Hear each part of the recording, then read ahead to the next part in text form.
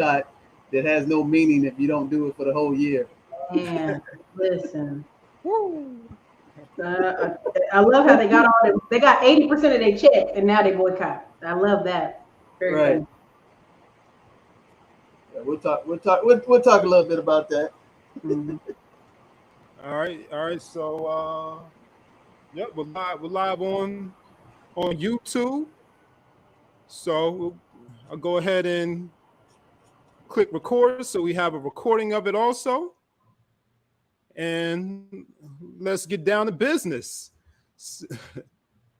So good evening and welcome to the DJ the Money Coach Expert Interview Series, the live edition. My name is Nick Westbrooks and I am your moderator. And as always, I'm joined by the founder and the CEO of the 7 Spheres of Money, DJ the Money Coach. Welcome back, DJ, to another broadcast. What's going on, Nick? We fired up, man. I get excited when I see entrepreneurs overcome to become, because most people ain't cut out for this game. So I'm excited to be here, man. We got a phenomenal guest on the show tonight, and we're going to rock this thing out. So if people don't know me, I'll give you a quick backdrop on who I am. I'm DJ the Money Coach. My story is just like yours. I came out of college, $40,000 of consumable debt, in addition to my student loan. I also had a 525 credit score. Now, this is going back 25 years, so I'm kind of dating myself. When I went to get a mortgage as a first-time professional, I was turned down. And I was shocked because I made good income and had no idea how credit worked, to be honest with you. And that's so amazing because I got a background in accounting and I didn't even know how personal finances work. I also got turned down for a business loan as well. And when those two things happen, with the 525 getting turned down for the personal loan and get turned down for the business loan, I said, wait, hold up. It's got to be something here that I can figure out. So I read this book called The Road to Wealth. I actually didn't read the whole book at the time. I just read one chapter about how credit works and how to get myself out of bad credit. So first thing first, I didn't play the victim role. I said, I got myself into this. Nobody put a gun to my head to get all them credit cards while I was in college and get all this, stuff that I didn't even know where it was after the fact. So upon reading that book, within 12 months, I took my credit score to like 700, 720. Within 24 months, I took my credit score to 800. And so, the proof is always in the pudding. So I always like to show people the transparency. So here's where one of my credit scores were. I think that's in April or March or something like that. Then here's another one. Jumped up to, it jumped up 1 point, 806. And then right now, today, it's actually 800. And you probably say, man, why is it only 800? Because, I'm out there moving and shaking and make business happen. So once I did that, 2002, I became totally consumer debt free. Everything had my name on it. I paid it all off. I did it the right way because I got myself in that debt. And then within 6 years after that, I became financially independent in this corporation called United States of America. I got myself the 6-figure income, passive income, and I had accumulated a 7-figure net worth. And that's not what I'm excited about. I'm excited that I took that knowledge and that template and blueprint, and I started helping other people do that. So I started back in 2000, started teaching consumable debt, financial independence, and I've been doing it for 20 years. I've done it with universities, YMCAs, Federal Reserve, State of Illinois Attorney General's Young Attorney's Office, State of Michigan, Montgomery Regional Airport, et cetera, et cetera, et cetera. So I've been doing this in the bricks and mortar world, and that's what I'm excited about. And what this series is about is called the Financial Expert Series. So what we do is we bring on pros who specifically have accomplished something that most people haven't but can, and we explain to you how to get it done. So with that said, I'm going to introduce this person that's phenomenal. Now, this will be the first person that I actually have interviewed that I haven't known for a long period of time. Most other people I've known that I've interviewed, I've known for 10, 15, 20 years, and some only 5 years. But this person's been doing her craft for at least a decade. She's a serial entrepreneur that has mastered every phase of entrepreneurism and has accumulated a 6-figure income herself. She has multiple businesses. and she was referred to me by somebody on my team. I started following her about 4 months ago, and I looked at the stuff she put together, went on her websites. I saw the acumen that she had. She was a real estate investor like myself. Matter of fact, we actually invest in the same city, in the same state. Imagine the coincidence about that. We're not investing with the same people, but it's 3 degrees of separation. We actually have a person that invests with me that actually does business with her on the trucking side. So not only does she have real estate property, she's got a trucking business. She's got a very, very prosperous YouTube channel, which I'm envious about, which I'm going to learn from her how to build a 6-figure business on YouTube. And she also is a developer as well. So without further ado, I want to introduce to the audience Ericka S. Williams, other known as Miss Classy Klein. How are you doing this evening? And you had some challenges just getting on the show tonight. Talk to us. Man, listen, you know, if it ain't one thing, it's another. Okay, that's what my grandpa used to say. I had a little bit of tire issues earlier today, but that's all in a day, right?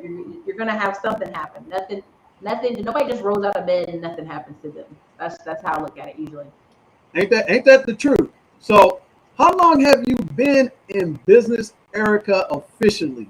When you first cut your cord from job way to entrepreneur way, which is the toughest game in town, but it's the best payout for real ballers.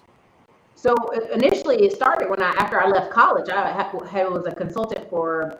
I did a lot of consulting for, and when I mean consultant, I mean I did some stuff with United Way. I did some stuff with Red Cross, and then eventually I was like, you know, I'm gonna open up this coffee shop across from this historically Black college in Fayetteville, North Carolina, Fayetteville State University. And I was loving it. I loved interacting with the people, the kids, like then to see somebody so young being able to do it. Well, of course, the city's coming through, economic development, tearing up the highways. It made it unsafe for the kids to come through. So I ended up closing, me and some other businesses on that plaza. And I said, okay, I'm going to flip this coin and I'm going to go to Nashville, Tennessee, or I'm going to go to Austin, Texas. Why? Because there's a really great movie from 1984, look at the original, called Dune. And the man, Dune. and his father, he asked his father, why are we moving? You know, why are we doing this? He says, because when you don't move and you don't experience change, something inside you sleeps. And being a military kid, lived in Alaska, lived in Tennessee, lived in Maryland, there's something about moving that awakens something that was sleeping, right? And so when I came to Austin, it's like I hit the ground running. And there's a little exercise I do. I look at what I was doing 5 years ago and what I'm doing now, it's just like this, up trajectory. But when I got to Austin, I tried hard to get back into the matrix. I got a job and I was working and I was delivering pizzas at night, and I realized, okay, you know how to start businesses. You can do this again and you can start from scratch. You don't have to stay in these jobs you don't like. You can go on and do a new thing. And that was about 2013, 2014. Okay. So it's been a minute. It's been a minute. 2013, man. So let me ask you this, because most people that I've interviewed, they have formal education. Very few of them, except for I think my man Leonard, had a non-formal education. So tell us about your upbringing. Okay, you said you were a military, brat, which I'm not a military. I'm a military brat, but I'm not the kind that traveled from compound to compound like most people call military brat. My dad was a Marine and also a Green Beret, but I never did the experience of that. So tell us, what was your upbringing? Tell us what was your parents' plans for you initially, and when did the entrepreneur spirit start to emanate out of you and got you hooked and locked in?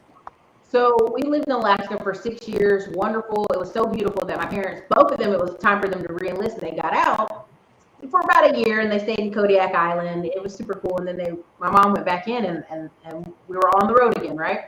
And it was an experience of being the new kid in class, new kid in town, having to talk to people, have to have that salesman kind of personality where you're having to make friends everywhere you go, right? And some people thrive in it, and some people suffer. What ended up happening is when we got back to North Carolina, I was about 14 years old, and my cousin, he got a catalog. He literally ordered stuff from China, and he got a shop, and he made his own dollar store. Not a franchise at all, like literally out of the catalogs, like this big, thick catalog, ordering toys and parts to fill his shop. And So like Sears Catalog, which is dating me again. Yeah. Sears Catalog. That used to be a multi-billion-dollar business. Yeah, and so I'm out there and I was like, oh my God, you can do anything. You can create anything. If you can order it and put it together, it can be in your physical shop and you can make money. And that was at 14, and it was like, it just always rode with me. Like, you can write books, you can do anything, you can build a shop. And so, you know, kind of the you build it, they'll come kind of factoring. But what I've learned along the way is marketing matters. Hardcore marketing matters. Like, Grant Cardone wrote a book called If You're Not First, You're Last. And everybody laughed a little bit like, okay, Ricky Bobby, right? But in the book, he talked about when people are on the second page of Google, it's like they fall off a cliff. Like, the difference between the first page of Google and second is like millions, right? And even when I had a young lady working here on staff to fix my blog, she put me up at #1 on Google search, and it was like our website then. And it just, marketing matters, and marketing leads you to business. So that's kind of a roundabout way of describing how I got here. Wow, that's amazing. So really, you were an entrepreneur just from the jump.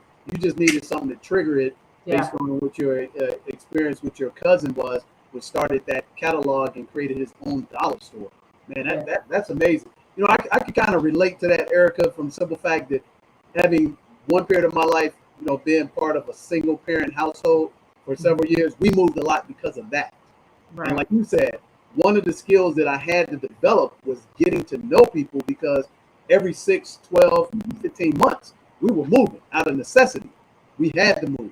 So you immediately became the new kid on the block, and you either develop a skill to get to know people, or you just suffered in silence. The one thing I've come to find out, which you probably know, is being able to be a chameleon and authentically get to know people in different environments, different cultures, actually has played a huge benefit for me, because I get along with everybody.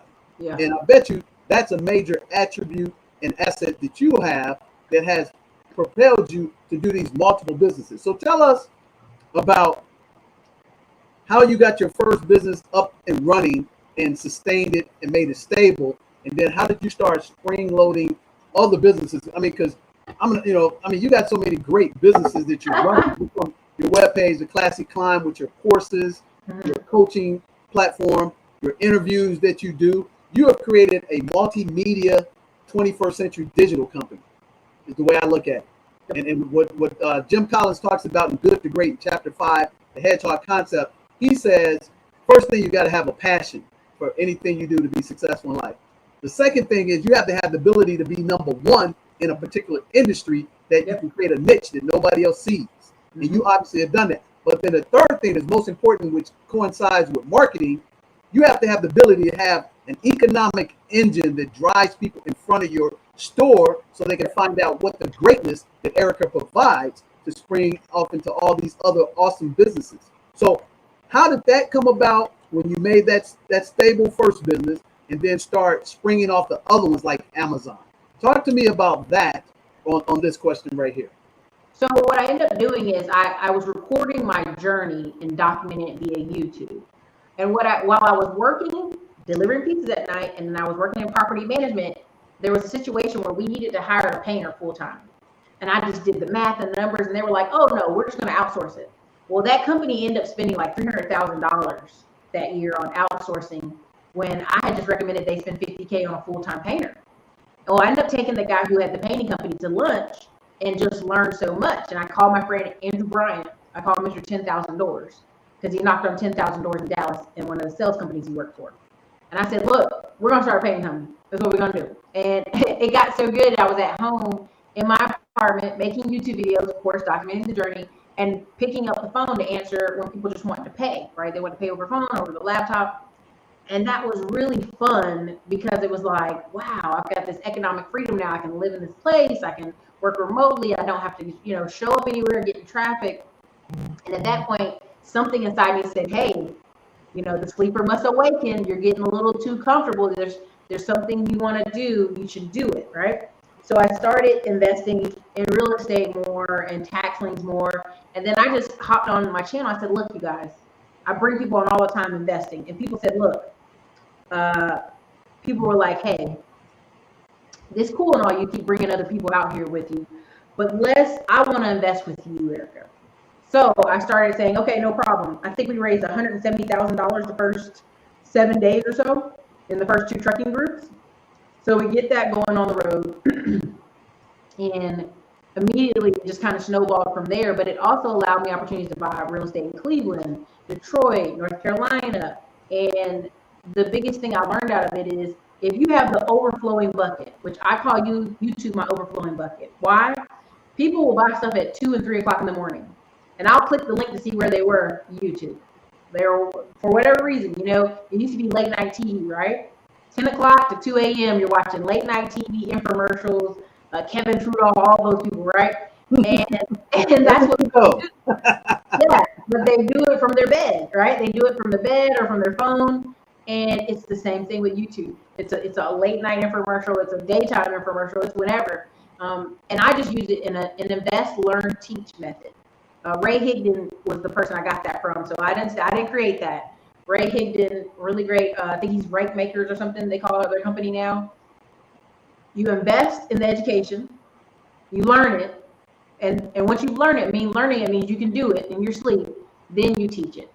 So for me, I did not want to put courses or things out there that I wasn't actively learning, investing, and teaching, you know, doing it myself. So.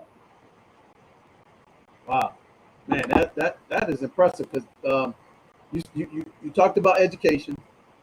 You talked about documenting chronologically your journey.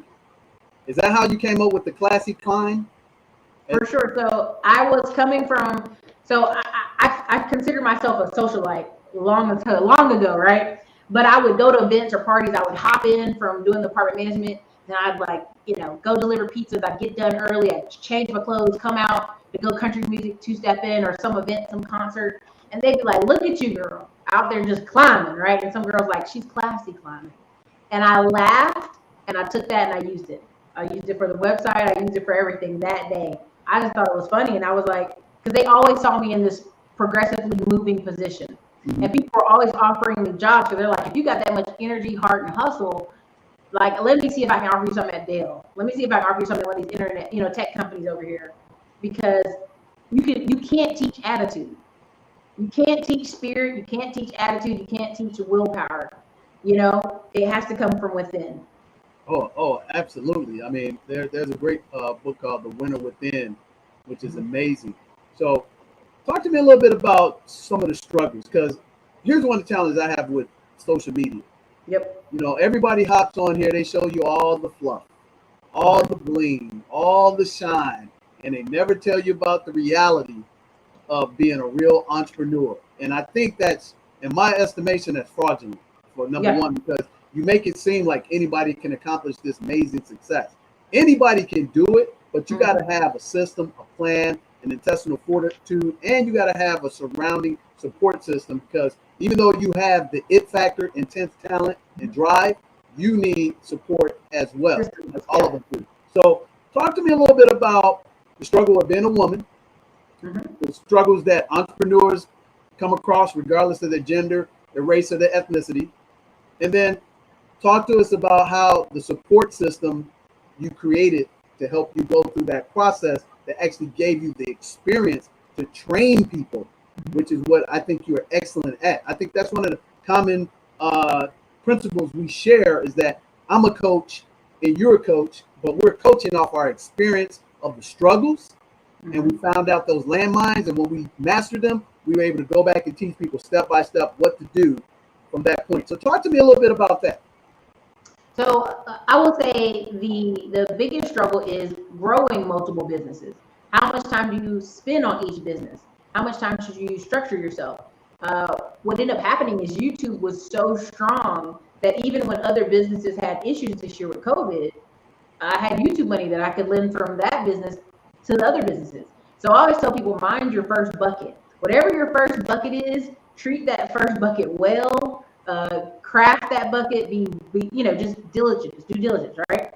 But where the struggle came in is even with the trucks, right? Learning a new industry, learning new everything, right? From top to bottom, like how trucks run, what are the repairs, what are the on average, you know, a driver changes jobs every 90 days, just different things like that, right? And so when you learn those things, you go, okay, wow, that's now I can adjust my time frame, my expectations, and my income. Along the way, I learned, okay, well, government contracts is a great thing, right? So as a woman, we want to get into that game. Part of what ended up shocking me was when I would go for loans or I go for documentation, people go, well, yeah, your YouTube makes, you know, and we're being very honest here, like $700,000 a year last year, but, you know, it's not consistent. You know, YouTube could stop tomorrow. And the reason why is because banks don't understand the internet, right? Banks are just now catching up to Amazon and fulfillment and shipping, smaller shipping companies. So when you come in there and go, hey, look, I'm a YouTuber, and here's AdSense money, and here's this, they think it's all temporary. It could go away tomorrow because they don't understand. They understand invoices or accounts receivable or things in the future. They don't understand the power of the internet. So that was a really strange challenge to me to be like, hey, well, our company almost made $1 million and no one would give a loan. They would be like, well, you could get a working capital or maybe a 15 to 30K line of credit. And it was super crazy to me. And so I started, when I put together the funding course. Yeah, they were looking for your DCR. Did they ever talk to you about DCR, debt credit ratio? Yep. Mm-hmm. But a lot of it was, I kid you not, I was literally sitting there educating small bankers because I have a big rule about I don't deal with big banks. I only deal with small community regional banks that have 4 to 6 branches. And I can speak to the vice president or the president or someone who can make a decision on $100,000 or less, right? Mm-hmm. And that's very, you know, plentiful here in Texas. And so as I was putting the funding course together, I was showing them the bank book, you know, who I am, what my company does, what I'm invested in. And when I started showing bank stat, it was like, okay, no problem. Like I can understand that. That makes sense to me. And that was a really big struggle. And I think what we're encountering is a lot of people are out here making money in unique, creative ways, but yet they don't know the system, the foundation to be able to be approved at banks or to be able to be approved for different things. So those are really big struggles that affected me this year. And a lot of times it was just, a lot of guys, I would be on the phone and a banker would be like, well, I'm really impressed at what you did, but I'm not certain I know what you're doing, right? Mm-hmm. And it took a lot for them to say, I just don't understand YouTube. I don't understand it. Explain it to me, right? That was a big struggle. And then also the way I was treated as a woman in the trucking industry was a little bit of a struggle. A lot of times people would be like, well, where's your husband? Right. Can I speak to your boss? Right. Can I speak to Ericka Williams? Can I schedule this with Mr. Williams? No, there isn't a Mr. Williams. There's Miss Williams. Here we are. How can I help you?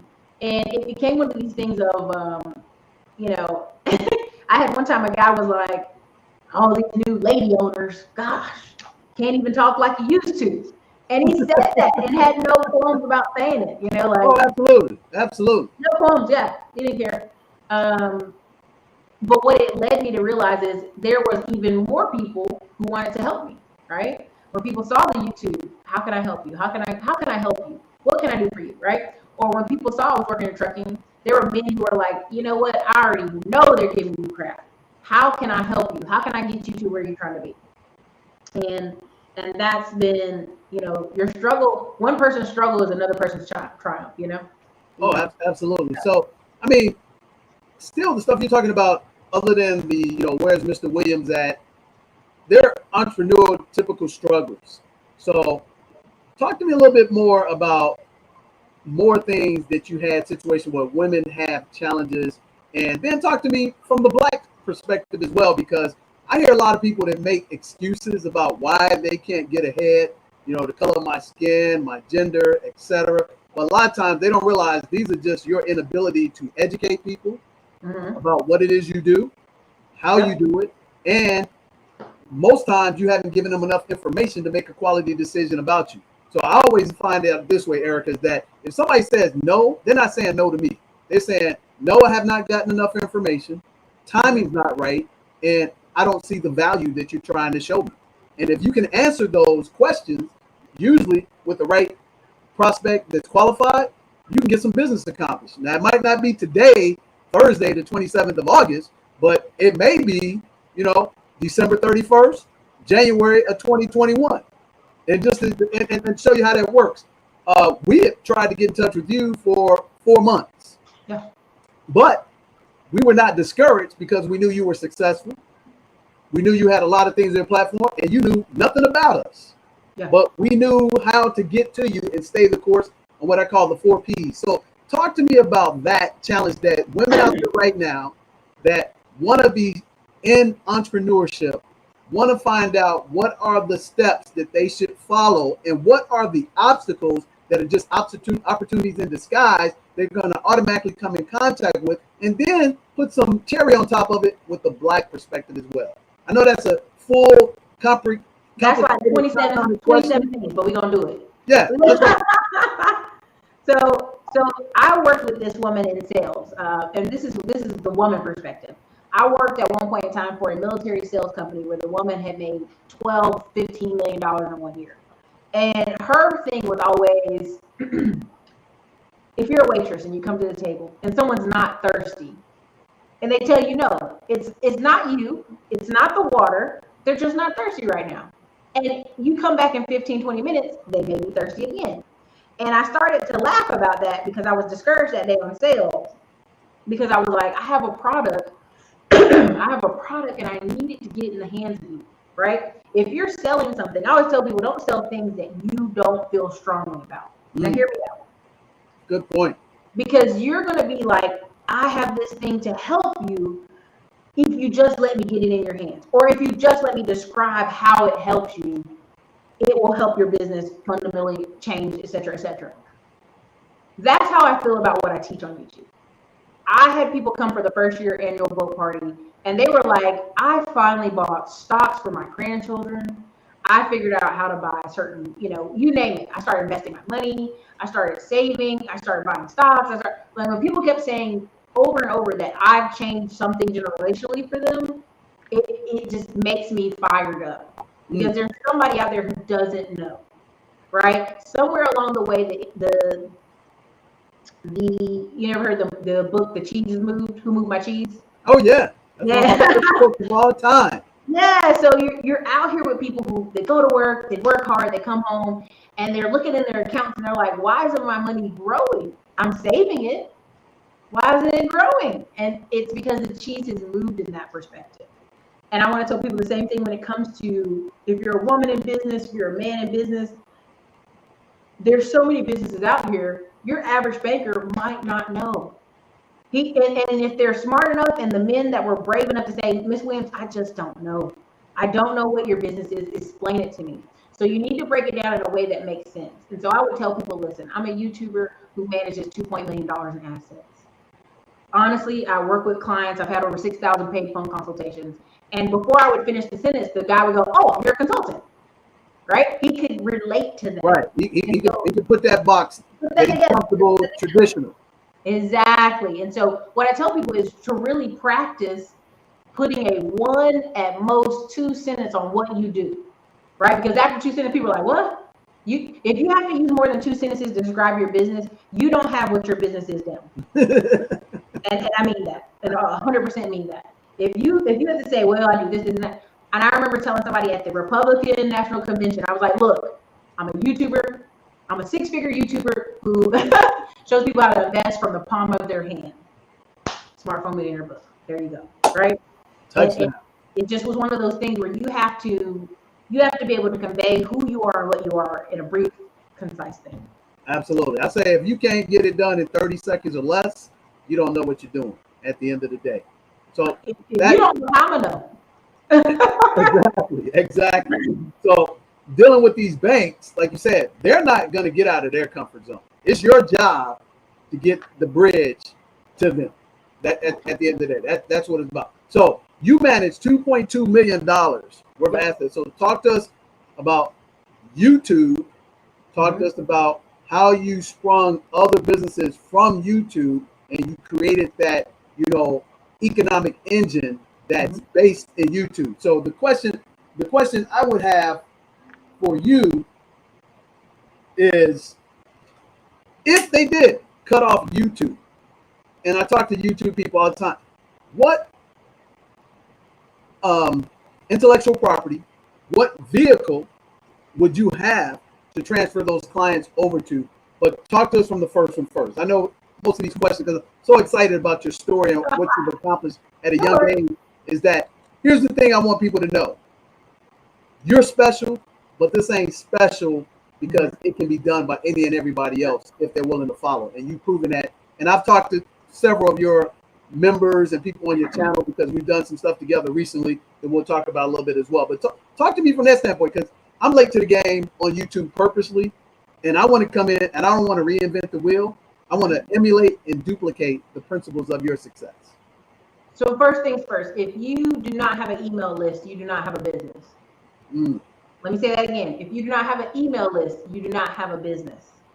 Now, why am I saying that? Somebody's going to go, but Ericka, listen, you can go on Instagram, you go on Facebook, and all these things can be taken away. Prime example, the best story I can give you guys, it was a hip hop online e-magazine, and it was on Facebook, and it had 300,000 followers. They were making so much money off different things because people were supporting it. So they had rappers coming by the studio in New York. The guy had hired staff. He did all these things, and he was starting to get the website in place for people to be onto what? An email list.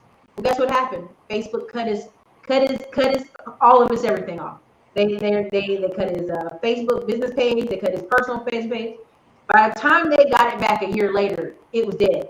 And they had employees, they had staff, they had all this, and we said, a lot of people were like, help us boycott Facebook and help us argue Facebook took away our business. And I said, you didn't have a business if you didn't have an email list.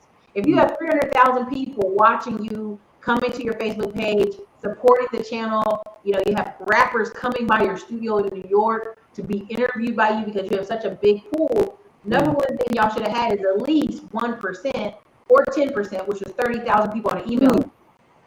30,000 people on an email list, and you go raise $5 a person. You guys have your own platform, you have your own crap, and you can start all over. Man, that's power. It's so funny you said that, Ericka, because there's another group that we work with that actually Nick came from, and we were doing a deal with Chase Bank. And I'm not just throwing this out here to try to impress anybody. It's just facts, okay? So Chase Bank asked us, hey, you got 50,000 followers on YouTube, but how big is your email list? And check this out. Their email list was only 800 and something people. But they had 50,000 followers, right underneath 50,000 followers. And so that's not even 10%. Exactly. Chase immediately said, you know what? I can't justify advertising or sponsoring anything with you because you got almost 50,000 subs, but you got less than 1,000 emailers that's the real brunt of your business that we would pay money for.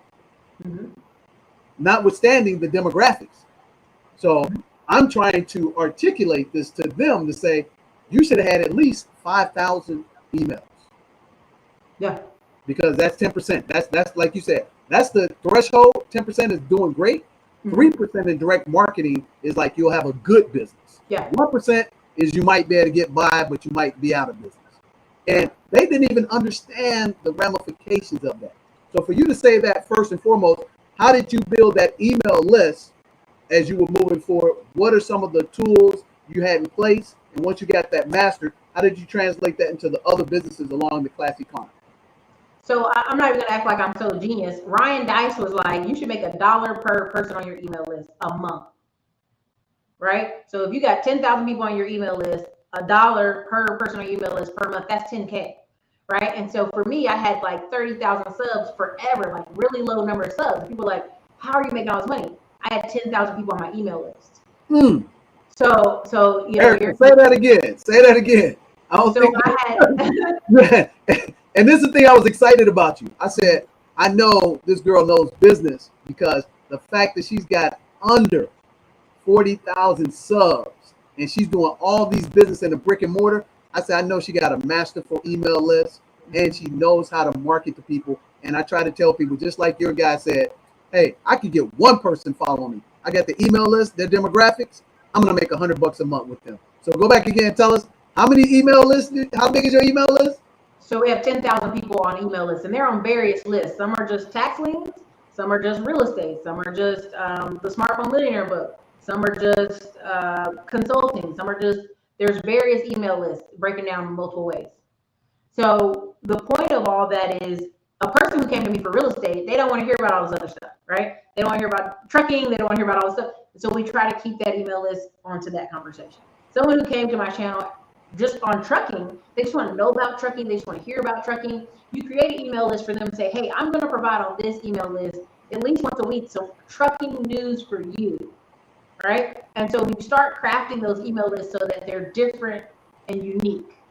And so when you're offering a coupon code for one, it works, or you offer a coupon code for somebody else, is different. And that's something I try to educate people on, especially in my YouTube course. If you start talking about keto diets and then you want to do a new diet in the spring, you need to make a separate email list for the new diet, because people who've been following you for keto, they ain't trying to hear about pasta and more pasta and more pasta for the fall. They ain't trying to hear about that. Whatever. That sound familiar, Nick? So we talk about it, audiences. So once we get an audience like with you, it specifically has your company name on it, and we only send them information pertaining to what we do with you. Yeah. So and that's a brick and mortar business. Yeah. At the end of the day, so that translates across all mediums. So if YouTube flip the switch on Classic Climb and you're not out of business, you just move over because you got that email list, then you got the other platform. So in your educational platform that you teach people, what are some of the products and services that you offer, and how do you collectively manage that all together? Are you a one-man shop? Do you have a system in place? How do you go about that for that new person that wants to do the same thing, and how do we get them help through your sphere of influence? So before we leave the last part, I know people who've had YouTube channels disappear, and they had 10, 20, 30, 40,000 people on their email list. Guess what? They kept on going. They restarted. They did a pod. One girl switched over to a podcast. One girl switched over to Venmo. There are, just because something goes away doesn't mean it's over for you. You can. Right. Another thing, there was a young man who was banned off YouTube. Couldn't start another channel. Guess what he did? He emailed up 1,000 people, said, "Can I please be interviewed by you in the next 90 days?" Every single channel, he's emailing. He's doing JV deals. He's emailing. So it looked like he was everywhere on YouTube, and unknown to everybody else, he had got banished. Because people were like, "I went to go look for your videos. I can't find them." Right. I found you on all these other channels. So I mean, again, that's a Grant Cardone move with the interviews. Listen, big time. Listen, hit you left and right. Like I here on staff, same thing. I told them, go find me 1,000 trucker channels. I'll get interviewed by them. Go find me 1,000 real estate channels. I'll go interview them. Because someone out there, I'm someone's cup of tea, right? That's the kind of how you look at it. Now, back to the other part. How do we maintain that? Systems, really. I spent maybe $80,000 last year on just training and systems and getting things better. And people go, "Oh, I would never do that." When you start looking at and this is how you have to track. If you're tracking your business and every month you're doing everything in your power and you keep hitting 50,000 or 75,000, no matter how hard you try, somewhere in there is an information gap. You're missing something. If you keep being at that number, there's nothing wrong with that number. That's a very healthy business. But for me, I knew, okay, I'm missing something I don't know. And so once I did that, I ended up getting 2 VAs from the Philippines. I have a young lady in the office that books our podcasts, our interviews. She schedules most of our Instagram posts you see. Oh yeah, she's awesome. Yeah, there's a lady who all she does is the blog, SEO in the blog. There is another person who is connecting to magazines and, bigger name, she's like a publicist, but she's doing a very niche thing for the fall, right? Switch over to trucking. I don't start businesses unless there's someone who can delegate me daily operations. Why? I've never liked daily operations in anything. I know that. I know myself. Entrepreneurs normally don't. Well, there's a great book called Rocket Fuel. If anybody's having a struggle, you have a visionary and you have an integrator. An integrator could be a manager, an assistant, or whatever. 9 times out of 10, if it's a husband and wife team, the husband has this vision or the skills, and the wife is over there managing, and that's why it stays afloat for so long, right? I'm a visionary. I'm the big donut. I can't see the little donut. The little donut is details. I ain't seen a little donut in my life, right? So I'll come in here and I'll be like, I want to do this. And the staff are like, ooh, hold on. We have to do this to catch up to what you want to do. Right. And so it becomes a system, right? So I have a logistics manager over the trucking. I had an on-staff mechanic let that go because I'm in the process of acquiring a whole truck shop, right? So I'm in the process of that, right? And so what I learned about the trucking this year is one person on staff, a logistics manager, can handle 5 to 6 trucks roaming independently of each other. He can handle 10 if 5 are on contracts, whether that's government contracts or dedicated routes. So you can maximize one person on staff by increasing their pay and increasing the systems they do daily. And now he understands that, like, oh, okay, I really got to go and do these systems. But it's better for him because it's daily operations. For me, I would be staring at the computer drifting off like, this is misery. This is tedious and miserable, you know. I'm better on the other end of those things, right? Now, on other businesses I have, like right now I have there's some things I'll talk about there. I have a partnership with someone where it's a remodeling company. Well, we're not remodeling the thing. We're literally getting leads in on the internet every day and shooting them out to this person and taking 10% off top. Yeah, I remember you one of your shows, you broke down and did the math on it, pulled out the yellow pad, broke it down. I was like, man, that reminds me of me about 15 years ago. I was so excited about it. Like you said, we're visionaries. Most great entrepreneurs see the big picture all the time, and they don't get caught up in the minutia of the details, but they understand how to delegate to find somebody with great skill sets that just loves doing that stuff because it's important. It'll lose you everything, but 9 out of 10, it won't make you anything, if that makes sense. If that's been your experience. So you're giving people advice, and you got these multiple companies. Mm-hmm. How do you balance that from personal and business without just going crazy? And especially from a woman perspective, how do you do that? Because it looks like you're grinding 24/7, and I see people out here talking about don't ever sleep, and I'm like, man, that's straight foolishness. No, that's crazy. You know, that's crazy. But how do you manage that, and how do you talk to people about that? So I am the biggest believer of scheduling. Like, I'm such a creative person that's like, do what you want, but I know the power of a schedule. I schedule in my personal trainer, right? I schedule my meals in because I have to. Let me interject right here. Book plug, 1 Minute Manager by Ken Blanchard. I know you probably read it. 1 Minute Manager by Ken Blanchard. But continue. I didn't mean, but no, you're good. Book plug, we get it. And so for me, like right now, I just be so chaotic. I said, stop. We're going to chart out what are some valuable things to your life. Friday dinners with my friends is valuable. Spending 1 weekend a month with my family in North Carolina is valuable. Getting massages twice a week is valuable. Going to a stretch place, which turns my back and my legs and just some flexibility 3 times a week is valuable, right? So what I was able to just every time I step back enough, schedule it out. Oh, I have plenty of time in my schedule for that, right? I have delegated so much that I was in the office, I think on Tuesday, and I was sitting here, and everybody was working really hard, and I was like, well, I'm done. Okay, well, I'll see y'all tomorrow. I mean, it was like 2:00, and I had nothing to do.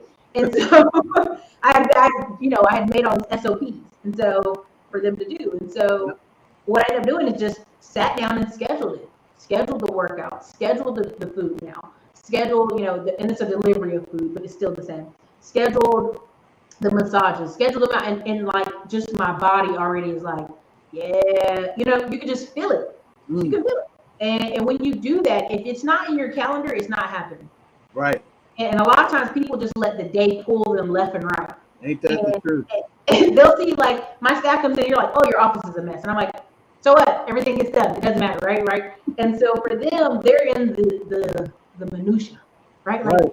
Oh, they major in the minutia. I'm like, please, let's move millions of dollars. Who cares? Oh man, I love it. So for our people who don't know what SOPs, which I do, standard operation procedures, is very important. Another thing that's important, which you probably already know about, is your organizational chart, which is E-Myth by Michael Gerber. Yep. A lot of the stuff that people have great talent and they can make money, but when they don't have that formative structure of duties, accountability, and things they do, that money comes and goes. It's one thing to make the money the first time. It's the hardest part to repeat the money and keep it coming in the door. So how do you do that? And how do you do that for your clients? And how will you do it for the people that come new to your platform?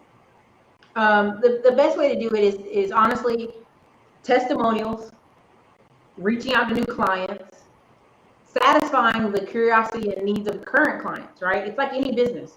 There are people who are with me and they bought every single product I have. There are people with me who bought one product, right? And they haven't entertained the other ones. And so it's my job to either make sure they have all the products and services they need, or to be a super connector and bring people on my channel, like yourself or other people, who can identify a need for them, right? Because you're talking about a cross audience. You'll never have all the same monolith of an audience when you talk about multiple topics. And that's what I ended up doing. My YouTube channel had so many topics that it's like you're not going to have a clear monolith. It's not like everybody wants to hear about real estate or everybody wants to hear about trucking.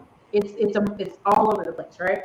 And in one way that hurt me, but in another way it was even better because it allowed me to go, oh, okay, well, I can reach to this audience because I have this. Right. I can reach to this audience. And so understanding structure one and systems two, but also ways to get new clients is important.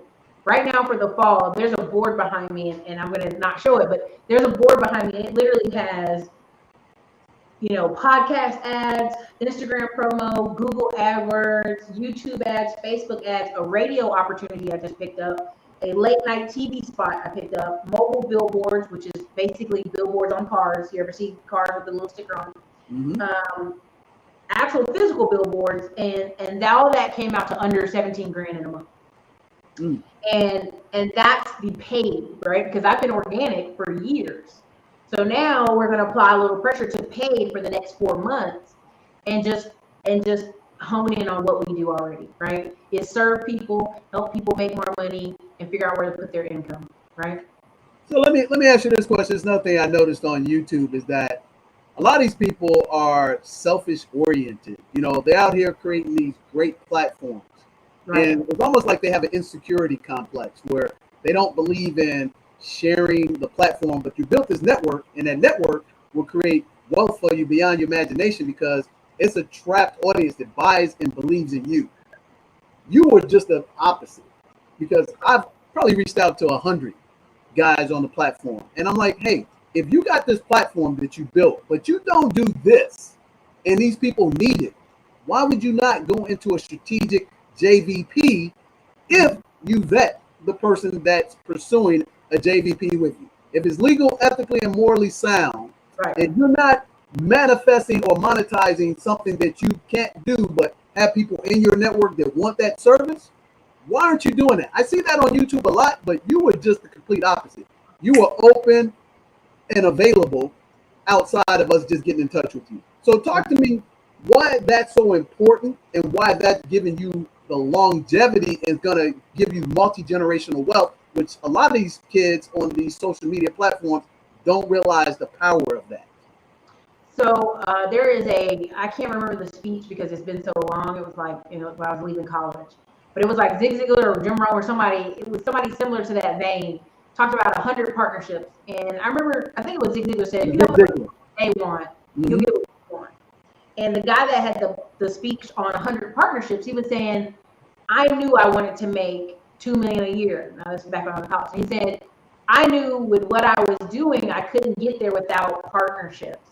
So for me, prime example, I bought on Terry E.G. Unwell for stocks, travel and trade. People want to trade stocks, they want to travel, right? It's something exciting in them. It's so exciting I made a separate YouTube channel on it. And what I ended up realizing is, I can't remember the exact number, but essentially I made a healthy 6 figures just off promoting that one person's course to help other people, right? I'm just a super connector, right? I'm just going to connect you to somebody who can provide that value for you. There's about 3 or 4 people who, because we're not even talking about the affiliate money I made. I just call my YouTube business as this. My affiliate was a whole nother 6 figures, right? Right. So in total, when we say YouTube, I say $1 million, but there's a whole segment to that. Everybody I bring on, prime example, Andre Hatchett, Mobile Notary. Yeah, know him. People were like, why are y'all talking about notary? Notaries don't make no money. And he have student after student after student after client after client. Even on my personal phone, I let him use my personal phone as a demonstration in a speech 2 years ago. To this day, every day, DJ, I get a ping every day for a signing, a mobile notary signing, $100 to $200 every day. Oh, and man. I laugh because I tell people, you can do this, and I didn't even. That's $6,000 a month. Yeah, we did a half of we didn't even fully put me in the system like he's done everybody else, and so it's simple things that help people. One, make money. Two, step out and start a business. Three, just start a new position. For me, what I felt like is I would tell my story and people like, I've never heard that before. I've never heard of Black family owning farms and juke joints and businesses. Never heard of that, right? And so what I started saying is it's the lack of exposure. So if I bring on various people like Andre Hatch, who's been doing it for 12 years, if I bring on a Terry who traveled all over the United States and traded stocks, if I bring on a Todd Milley, or what do you call himself right now, Charles Ogilvie, I bring on all these different people who are showing you it's possible. Now you can't say no one ever showed you. Exactly. Now you can't say you didn't know, because you did know. It's possible. Everybody's shown you that it's possible. And there's going to be some kid out there, 19 to 21, who picks up or watches my channel someday and start off doing that, right? And that's more than enough praise for me, because the impact, I'm going to make 6 figures every year for them. I'm just gonna be honest. I'm gonna make it for the rest of my life, right? Exactly. And it's if they take away YouTube today, they take all of it away today, I could hop back on the internet, literally with advertising, and go and interview on everybody else's channel that I know I'm a friend of and ask a favor, and I would have 6 figures back in my pocket again in 30 days. Oh yeah, that's like Henry Ford said. You know what? You can take away all my money in 5 years. I'll have it all back plus. Yep. That's the system that you created, and I like what you talk about. There's another book that it's called, You Never Eat Alone by Farkazi. Yeah. That is the epitome. And I think when you really know who you are, which you know who you are, Ericka, sharing is all about it. Because when you don't know who you are, you have a fear of loss. You have a fear of competition, when the only competition is within yourself. Right. How you can magnify that. So what are you excited about over the next 12, 36 months? And what should people age 12 to 18 be focusing on in this digital world, skill sets that college may not be able to provide for them? And I am a proponent for education. I'm not a proponent for college unless you're getting an engineering degree, a doctorate degree, a lawyer degree. Technical. Which originally was for anyway. Right, which it was originally for. Everything else, with the advent of Google, YouTube, and the internet, you can build that skill yourself. So talk to those people right now for me and tell them what you're excited about, what they should not know in order to have a 6-figure income for the rest of their lives, if they just be willing to put that work in and follow a system that's tried and true. So if you don't buy or build your streams of income, you'll work till you'll die.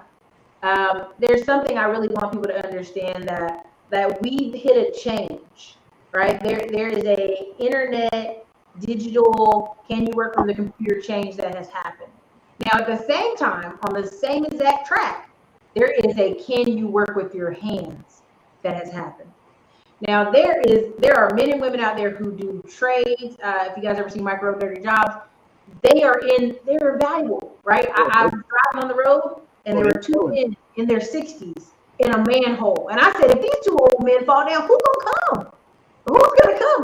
Who knows how to fix this?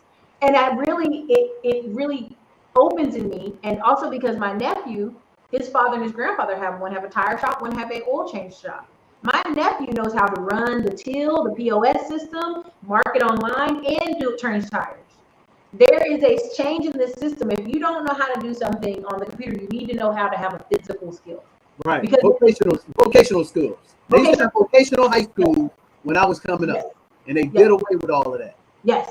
And so the need in construction, the need in linemen make crazy money. Right now, welders are making $150K a year if they will travel around and teach other welders. Oh, I got some guys that do the welding underwater on the rigs out in the Gulf. $200,000 a year. Yep. So I don't want people to feel like, why don't I use a computer? I'm not a computer person. No worries. There is a lane for you, but just need to awaken and figure out which lane or which track you'd like to be on. That's one. Number two, when it comes to this internet thing, what I want people to understand is your name is your value. You can build a reputation up for 20 years and lose it in 5 minutes. Don't do that, right? It's always best to realize you can partner your way into 100 different partnerships. As long as you know what you provide, if you're concrete and certain on what you provide, you can continue to keep providing that over and over and over again, right? Just do your part, be open and honest, transparency, ask for forgiveness quickly, refund quickly, and you'll go on about your life, right? Third, what am I excited about? Yeah, what are you excited about? I tell people all the time what I'm going to do, and people are like, my mom said, why are you always telling people your business? I said, because 9 times out of 10, they ain't going to do nothing with it. They ain't gonna do nothing with it. What they going to do with it? Not a thing. I can tell you step by step how to start a whole other business and what that person going to do with it. Nothing. Nothing. Okay, so part of what I'm excited about is I'm closing in on Texas Ground Zero. It's going to be an amazing location in Central Texas. It's going to service trucks, park trucks. On top of that, I have government contracting for my trucking business. On top of that, I'm looking to purchase personally, a Airbnb in Houston, Nashville, and somewhere near Florida, but not certain on the location. And the reason why is most people figured, oh man, with this COVID, nobody's going anywhere. Well, actually, people are filling up the Airbnbs. Oh, they're killing the Airbnb. Yeah. My cousin is doing it in Michigan, and he can't stop the people from coming over his house now. I was like, man. Right? So people have already been drifting towards, they like the model, they like the business model. And honestly, when New York was hit with the lockdowns in California as well, those people booked on a flight, got in their car and said, peace out. I'll go stay in a nice house instead of racking up an enormous bill at a hotel. I'll go stay in a nice house, feel comfortable, work remotely, and enjoy my life. So for me, I'll tell people all the stuff I'm working on and doing because I know people won't do it. And right now, same thing with my remodeling company. The reason we're getting so many leads is people are home every day, and that hole in the fence is driving them crazy. That hole in the roof, the hole in the wall, the something wrong with the bathroom. These are things that are something they're facing daily. They don't have an escape to go to the office and not look at it. So they're getting things fixed in their house because they know they're going to spend a lot of time there. So the things I'm focusing on. Man, that's amazing. I actually had a follow-up with one of your people who moved to North Carolina and wanted to start a handyman. But I said, man, you're going to make a killer. I said, you should be able to make, in the next 36 months, $250,000 a year. Easy.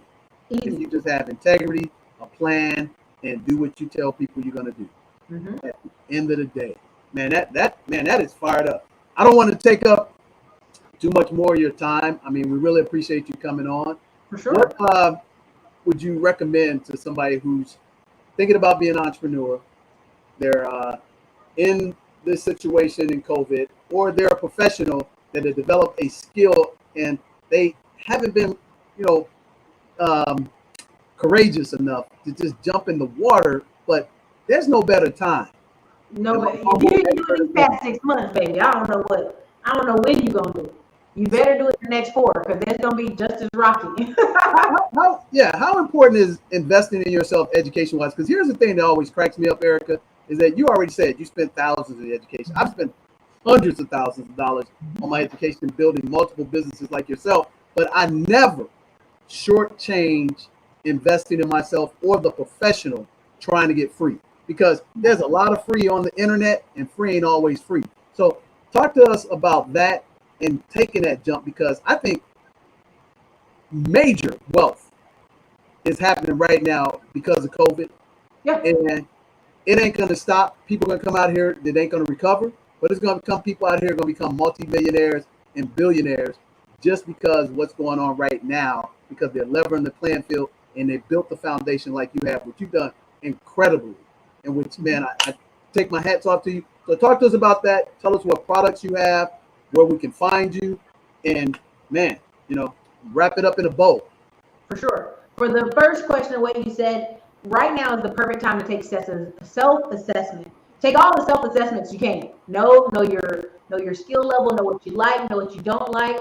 Just when I told you I don't like daily operations, I don't want to chase clients. I'm an inbound marketer person, right? So that's why I make these videos. I'm an inbound marketing. You need to know yourself enough. Right now, wholesaling is making a ton of money in certain cities because people are dropping dead weight that they can't do anything with. The house they can't do anything with. Remodeling is making money. Tech is making money. Places are hiring. Things are moving. You just need to do a self-assessment of what you need. Then after you do a self-assessment of your skills and yourself, your temperament, 2, you need to do a self-assessment of your needs and wants. And what a lot of people are figuring out, all that eating out, we need that. Okay, all the Uber Eats, we don't need that. Cutting down to not the bone, but cutting down enough so that you aren't just like, well, I'm gonna just sit in my house, eat good food, and watch TV all day, but enough to have a little discomfort to move, to make a move. Man, say that again. That's important. Just enough discomfort to go, all right, we can do better than this. We can have a better life. And that's what I mean with the remodeling. People are home and they're like, we can live better than this. Let's clean this up, right? Let's do better. The biggest and best thing is once you figure those 2 things out, you will know if you need to take my tax lien course, because there are going to be tax lien opportunities. You're going to know whether you need to take my middleman to millions course to figure out, can you handle sending someone to go clean a house, sending someone to go remodel, and your company's responsible, and you'll make sure it gets taken care of because you're getting the big payment, right? So that's one course for them on that. Also the YouTube course. What people are actually don't understand is like almost 70%, and this is a guesstimate, of YouTubers are introverts. A lot of times YouTube has to make these parties and these events where people can lightly interact with each other because so many YouTubers are introverts. They're home, isolated, making a video. Inbound marketing sales, right? Figure out where you get it. Now, if you say, Ericka, I don't have any money. All I got is my time. You need to figure out how to get beside someone who's a business owner, me, DJ, whoever, and what can you do to help us? If you need somebody to make phone calls, can you do that? If you need somebody to do emails, can you do that? Where can you come into a business and provide value? Because if you can do that, especially with COVID right now, if you can get on the phone and cold call all day, you got a job and you got opportunity and you got money in your pocket. So that's basically the brunt of where I want to tell people is assess yourself, figure out what you need, figure out what's your flow, what's your kind of stream. And if you say, Ericka, I'm just broke, busted, I can't do nothing, but I can get on the phone, I can make phone calls, I can check your emails, I can do something. If I can tell you all the emails of people saying, Ericka, I'll literally move here to Pflugerville, Texas, if I can come work for you. And I go, baby, what can you do? I don't know. Well, how can I utilize you if you don't know? Right. How can I help you? You got to help me help you, right? And so, because if I bring you here, now I got to create a job for you, and I don't even know what you like to do. So you can find me on YouTube, Ericka Williams, Classic Climb Blog. Again, 90% of all YouTubers get less than 1,000 views. So I'm proud to say I've got almost 4 million views. Yeah, just under 4 million. You know, you got to understand that that's eyes all over the United States. And so check me there, Ericka's Classic Climb on Instagram, Ericka Williams on Twitter. But yeah, I'm out here. Man, that is phenomenal. What we always do in our show, Nick gives us his point of view and what he learned from these awesome interviews. I kind of equate this experience, Ericka, is like the guy who wrote The Master Key to Riches and Think and Grow Rich, where you get a chance to talk to regular people who are making major impacts and creating multi-generational wealth. So Nick, the educator, what'd you get from this experience talking to this major successful entrepreneur who's very approachable and got common sense that most people don't have? What did you get out of this? Yeah, well, first of all, thank you, DJ, and thank you, Ericka, for giving us your time. Especially with the trying day that you had today. Nothing can hold back the entrepreneurs. This was definitely a powerful conversation and a lot to take away. And I've been working with DJ the Money Coach LLC for about 4 to 5 months now. And what I love about this experience and doing these interviews is the repetition of these principles that are reoccurring in all these conversations. The first thing that I noticed was the importance of the email list, and that's something that DJ definitely emphasized, from the start when I first started working with him, back in May. about, you may be able to have thousands of followers, but the email list is key, and having those quality contacts that convert into clients and into business. I also love the fact that you discuss the importance of scheduling everything and balancing that business and personal life.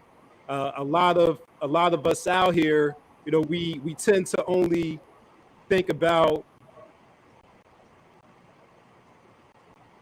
there, and we have to remember that we need to schedule that personal time as well. We kind of see things on extremes. We either think that success is an overnight process, or we think we have to burn the candle on both ends in order to be successful, when neither one of those are the case.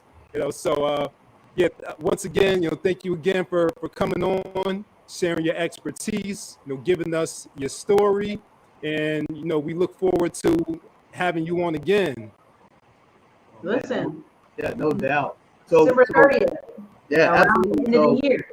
Absolutely. So we're gonna put all the information about Ericka, where to find her, in the links below. I'm gonna tell you guys, I'm not big on telling people to like and subscribe and stuff like that. If this hits you, great. If it don't, that's great too. The one thing is, I had a chance to meet Ericka personally, and she's even better in person. And the transparency I love about it, and having that ability to be around other winners is one of the most important things. I think that in order to be successful in life, you got to surround yourself by other successful, mind-oriented people, because it's up here that translates to everything else at the end of the day. So Ericka, we want to thank you for your time. Thank you for showing what true entrepreneurism is, overcoming those challenges that were just obstacles to get this great show. It's probably the best show we've ever done, because you bring so much to the table that we don't have enough time to actually spread it all to everybody. So we're going to bring it back again with your honor. And as we always do, we end our show the same way all the time. We wish you a pom-pom lifestyle. That's plenty of money and peace of mind. And we really want you to come join us on the Beaches of the World Club. I'm DJ the Money Coach, and we'll see you